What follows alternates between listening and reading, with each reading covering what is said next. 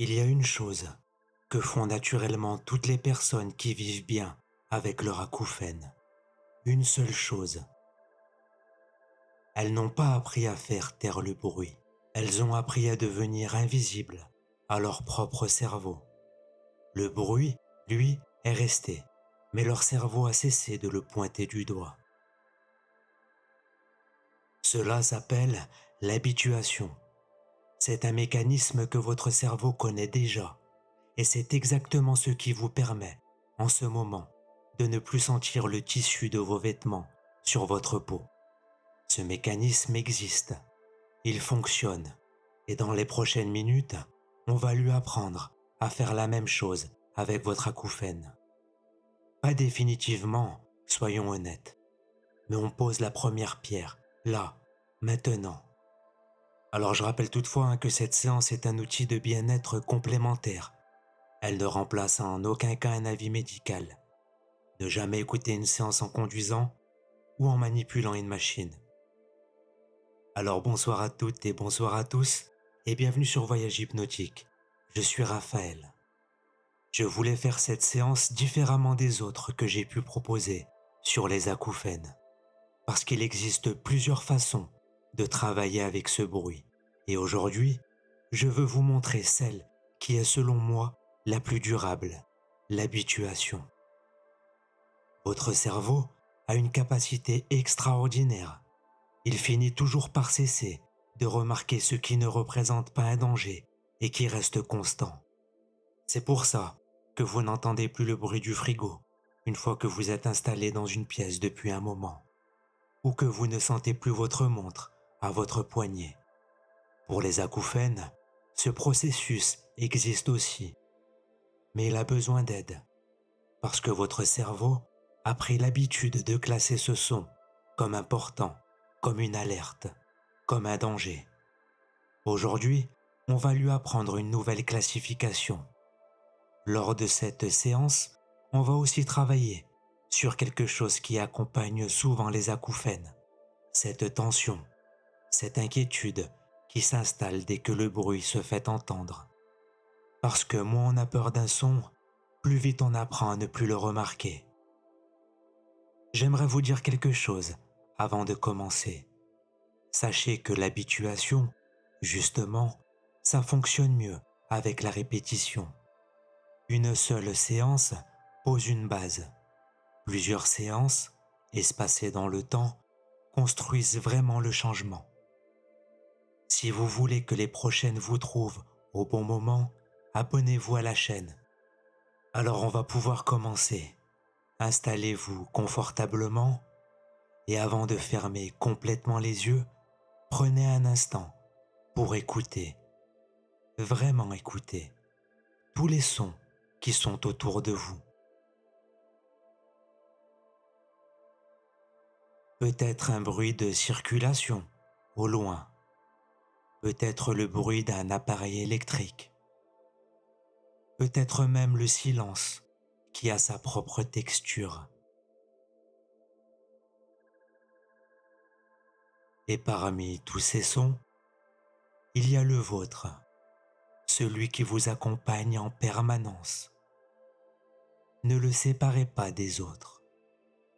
Laissez-le prendre sa place, exactement au même niveau que le bruit de la circulation ou le bourdonnement d'un appareil électrique.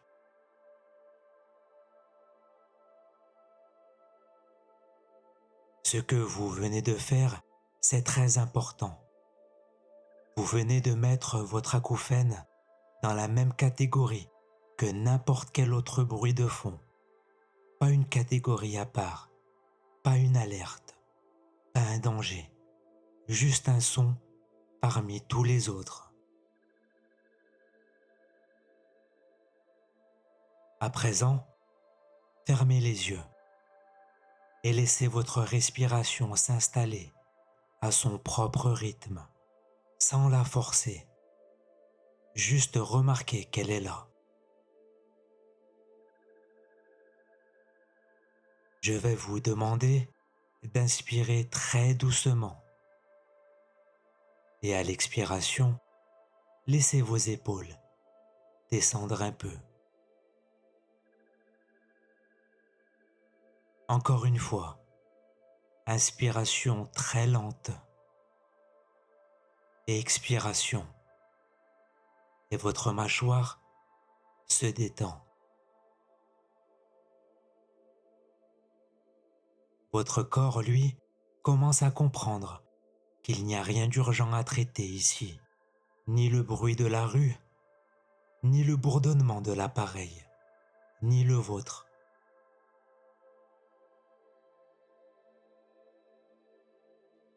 Je vais vous proposer une image. Laissez-la s'installer à votre propre rythme. Imaginez que vous êtes dans un phare, au bord d'une côte. Une nuit de brouillard léger. Le brouillard enveloppe tout doucement et ce n'est pas inquiétant, c'est juste présent, visible. Et dans ce brouillard, il y a des sons, le ressac lointain des vagues, le vent qui frôle les vitres du phare, et quelque part dans ce mélange, votre acouphène, comme une note discrète, lointaine, parmi tant d'autres notes.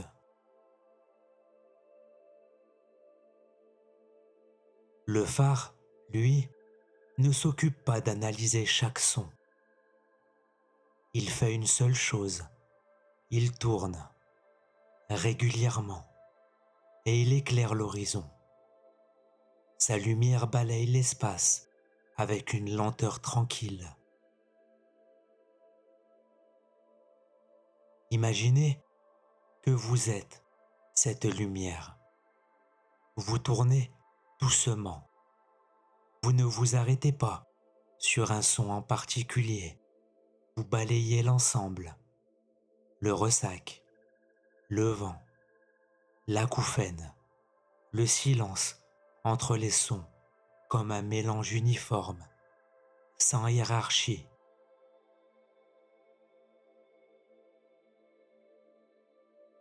Plus vous tournez, plus tout devient un seul tissu sonore, un fond, une texture, rien qui ne mérite qu'on s'arrête.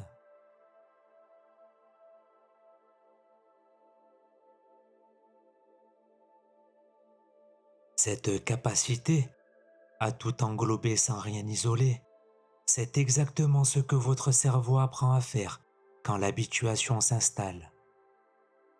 On vient de lui en donner un exemple très concret.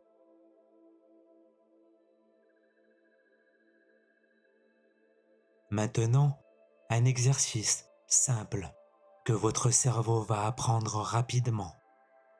Je vais vous demander de porter votre attention consciemment sur un son extérieur à vous, n'importe lequel, un bruit lointain, le silence d'une pièce, ou même simplement l'idée d'un son que vous aimez. Concentrez-vous sur lui pendant quelques secondes. Donnez-lui toute votre attention.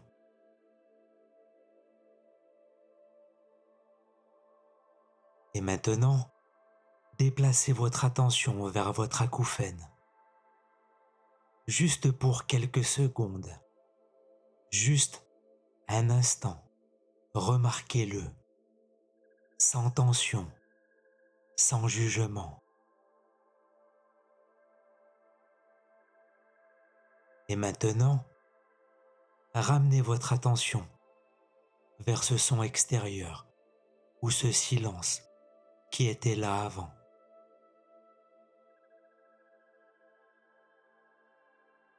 Ce que vous venez de faire, c'est important. Vous avez montré à votre cerveau que vous pouvez choisir où porter votre attention. Vous lui avez montré que c'était lui le maître, que l'acouphène n'a pas le monopole de votre conscience, qu'il existe certes, mais que d'autres choses existent aussi. Faisons-le une dernière fois, plus rapidement. Portez votre attention vers l'extérieur. vers l'acouphène, sans peur, sans crainte, et de retour vers l'extérieur, naturellement. Chaque fois que vous ferez cet exercice dans la vie quotidienne, les yeux ouverts, vous renforcerez un peu plus cette capacité, celle de ne pas rester collé et scotché au bruit.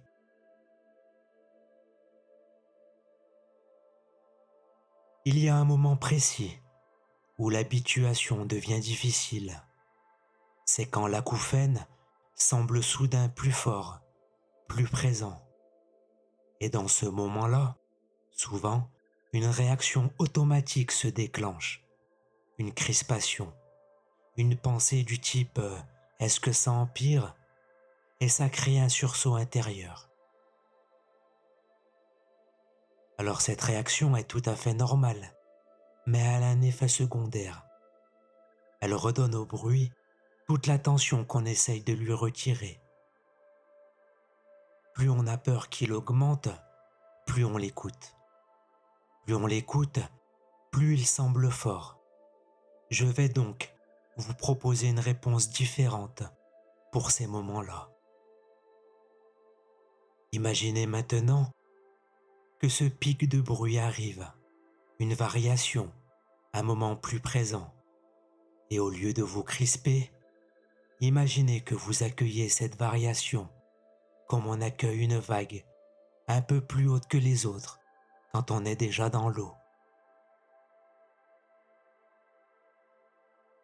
Vous ne luttez pas contre une vague, vous l'accompagnez, vous montez avec elle et elle redescend comme toutes les vagues redescendent.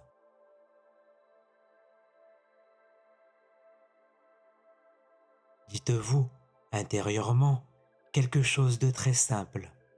Ça descend. Ça a toujours descendu et ça redescendra cette fois encore.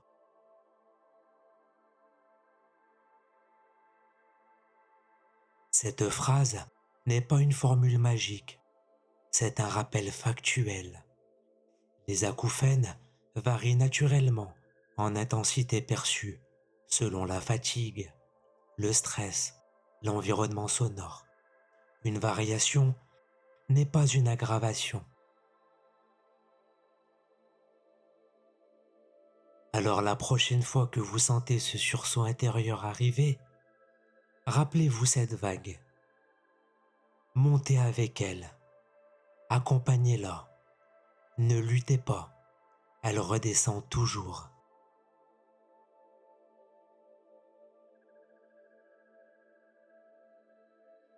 Imaginez maintenant une scène ordinaire.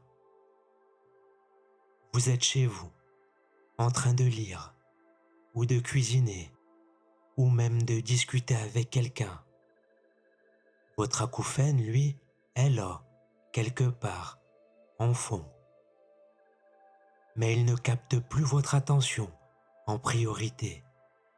Il est devenu ce que sont devenus pour vous le bruit du frigo ou celui de la ventilation, un élément du décor sonore, rien de plus. Cette scène n'est pas un fantasme. C'est exactement ce que vivent, après un temps de pratique, la grande majorité des personnes qui travaillent sur l'habituation. Pas en une séance bien sûr, mais en plusieurs, répétées, espacées. Votre cerveau, lui, vient de recevoir, aujourd'hui, 3 informations importantes. La première information, c'est que ce son peut être traité comme n'importe quel autre. La deuxième des choses, c'est que vous pouvez choisir où porter votre attention. Et enfin, que ces variations ne sont pas des dangers. 3 exercices et 3 informations. Répétées suffisamment souvent, elles deviennent une nouvelle habitude pour votre système nerveux.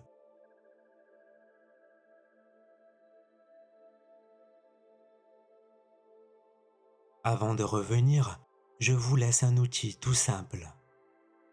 La prochaine fois que l'acouphène attire votre attention, imaginez le phare et faites tourner sa lumière mentalement vers un autre son de votre environnement. Juste un instant, juste quelques secondes. Ce petit geste mental, répété, rappelle à votre cerveau qu'il a le choix, que c'est lui qui décide.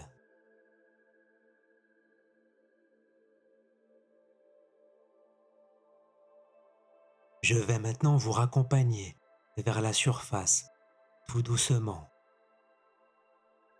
Vous sentez de nouveau votre corps dans l'espace. Vos mains, vos pieds.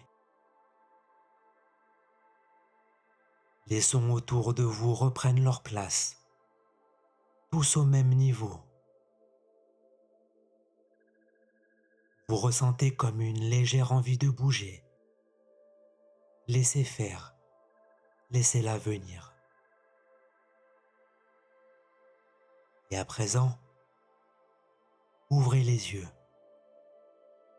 à votre propre rythme. Ce que vous venez de faire, c'est poser une pierre, une seule. L'habituation se construit dans la répétition, pas dans l'instantané. Et je préfère vous le dire clairement, plutôt que de vous promettre quelque chose qui n'arriverait pas dès ce soir. Le but, c'est de ne pas vous vendre du rêve.